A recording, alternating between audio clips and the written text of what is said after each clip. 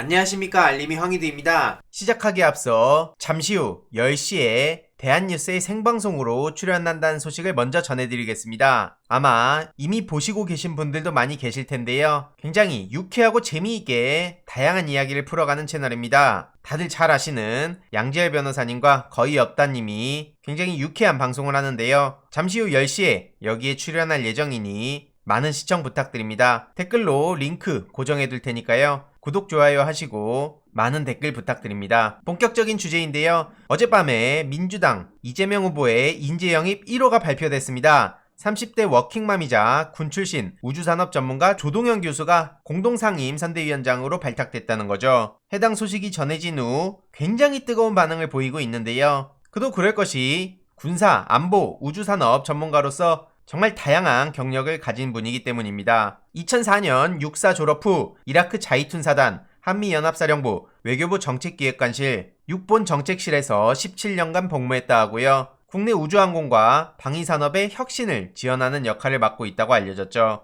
그래서 송영길 대표와 투톱 상임선대위원장으로 나설 예정이라 하고요. 오늘 본격적인 회의에 참석한 후 행보가 시작될 것으로 보입니다. 최백은 교수의 페이스북에도 올라왔듯이 같은 날 국민의힘에 합류한 이수정 교수와 너무나 비교된다는 반응이 나오고 있습니다. 실제로 이수정 교수가 저렇게 윤석열과 국민의힘 문제에 대해선 전혀 외면한 채 언론 플레이를 계속해와서 비호감도가 상당히 높은 것도 맞고요. 여성들의 이야기만 일방적으로 전하는 거 아니냐, 이런 얘기를 하면서 2030 보수 청년들조차 이수정에 대한 많은 비판의 목소리를 내고 있는 게 현재의 상황입니다. 이런 이수정을 비판하면 여성 혐오자가 되는 게 도저히 납득할 수 없는 거고요. 이수정 교수를 적극 반대하던 이준석 대표는 여러모로 패싱을 당하고 있다, 이런 답답함에 페이스북에 직접 글까지 올린 상황입니다. 언론에서도 당연히 이를 열심히 보도하고 있는 상황이죠. 이렇게 페이스북에 그렇다면 여기까지입니다. 어젯밤에 갑자기 이런 글이 올라왔고 보시다시피 댓글이 무려 2300개가 달린 상황입니다. 그 댓글은 이제 좀 쉬어라, 그냥 아예 정계 은퇴를 해버려라, 공당 대표란 사람이 저런 식으로 애매모호하게 관종짓이나 하고 시건방 떨지 마라, 또 당대표 사퇴쇼 한다, 그렇게 윤석열 지지를 떨어뜨려서 김종인 오게 하고 싶냐, 그냥 민주당으로 가라, 이런 비판의 목소리도 나오는 반면 답도 없는 국민의힘 안에서 정말 고생한다, 이렇게 평가가 나뉘고 있고, 그래서 이준석 대표 지지자와 윤석열 후보 지지자가 격렬하게 싸우고 있는 상황입니다. 이후로 이런 이모티콘이 올라오기도 했는데요. 역시나 여기에도 2000개 넘는 댓글이 달리고 있는 상황이죠. 그런데 이 이모티콘의 P 모양이 손가락을 거꾸로 뒤집어서 마치 야유를 날리는 듯한 표정이라 더욱더 많은 해석들이 나오고 있는데요. 중요한 건 이준석 대표를 지지하는 청년들이 많이 모인 펜코에서도 현재 당대표 패싱에 대해 분노가 상당하고요. 특히 조선일보가 저런 식으로 이슈몰이를 하는 것 또한 분노를 어마어마하게 표출하고 있는 상황이죠. 조선일보는 뭐냐? 그래도 우리나라 신문사중 1등이란 사람들이 저런 식으로 이슈 견인을 하냐? 요즘 말로 이걸 레카질이라고 하죠.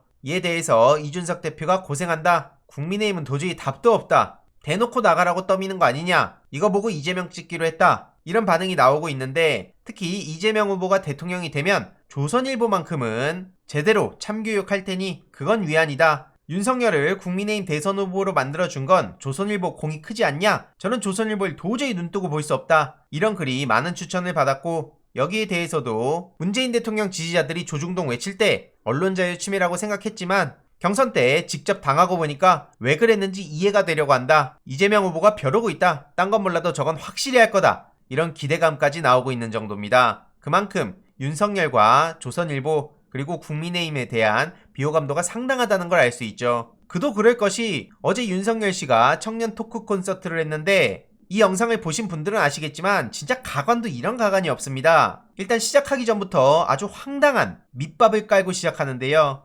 청문회 하듯이 답을 얻는 것보다 여러분들의 얘기를 제가 좀 많이 듣고 갈 수 있도록 이렇게 좀 해주시길 부탁드리겠습니다. 이야, 청문회처럼 하지 말라니 이게 웬 말입니까? 심지어 1시간이나 지각하고 불과 30분가량 토크하고 그냥 가버리죠. 질문 내용도 이게 국가 발전과 이게 민생과 도대체 무슨 연관이 있는지 납득하기 어렵다는 질문들이 대다수였습니다. 추억의 맛집, 좋아하는 음악, 대학 때 학점, 기억에 남는 동아리, 직장 사직서 품었던 경험, 대학 법학과 외에 다른 진로, 심지어 탕수육, 부먹 찍먹, 집값을 어떻게 잡을 건지 이거 그냥 팬미팅 아니냐는 지적이 나오고 있고요. 마지막 집값 부분을 빼면 유의미한 질문이 뭐가 있습니까? 그래서 여기에 엄청나게 많은 비판의 댓글들이 달리고 있는 상황이고요. 이걸 보고도 윤석열 지지자들이 안 부끄러우면 양심이 없는 거다, 이런 얘기까지 나온 상황이죠. 이 영상이 널리 퍼지길 바란다, 이런 반응에다가 어떻게 윤석열은 이런 짓들만 골라서 하냐? 어떤 의미로는 정말 대단하다. 어떻게 저런 윤석열을 1시간이나 앉아서 기다리냐? 이게 착한 건지 아니면 어쩔 수 없이 동원된 건지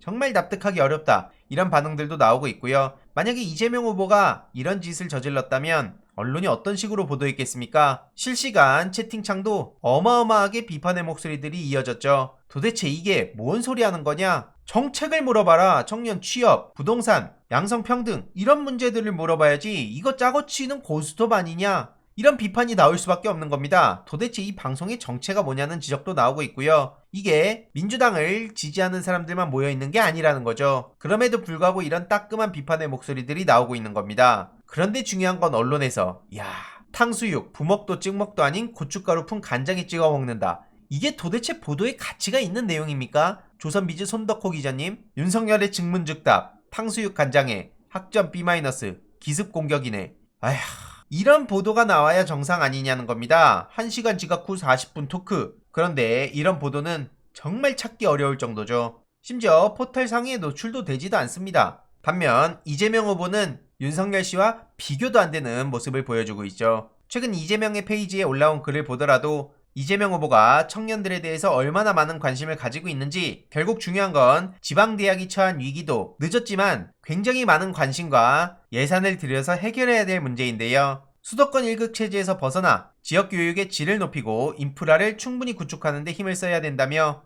대학, 기업, 지역사회의 유기적 발전 구조를 만드는 게 중요하다. 균형 발전은 국가 생존의 문제다. 단순히 청년의 고통에 공감하는 것으로 그치지 않고 청년을 위한 정책, 청년에 의한 정책이 수없이 탄생할 수 있도록 힘을 모으겠다고 입장을 밝혔습니다. 그래서 이재명 후보의 행보가 더 많은 시민들께 알려진다면 윤석열과는 비교도 안 되는 사람이구나 라는 생각을 많이들 하실 것 같고요. 오늘은 오후 2시에 기업형 메이커스페이스 방문 후 밤 10시 45분에는 KBS에서 옥탑방의 문제아들 방영 예정이라고 합니다. 대략 선거가 3달 조금 넘게 남은 상황인데요. 끝날 때까지 계속해서 중요한 소식들 위주로 전해드리도록 하겠습니다. 앞서서도 말씀드렸듯이 잠시 후 10시 대한뉴스 많은 시청 부탁드리고요. 댓글로 많은 의견도 부탁드리겠습니다. 이번 내용도 유익했다면 구독, 좋아요, 알림 설정, 멤버십 가입 정말 큰 힘이 된다는 점 말씀드리고 싶습니다. 이번 내용도 주위에 널리 공유 부탁드립니다.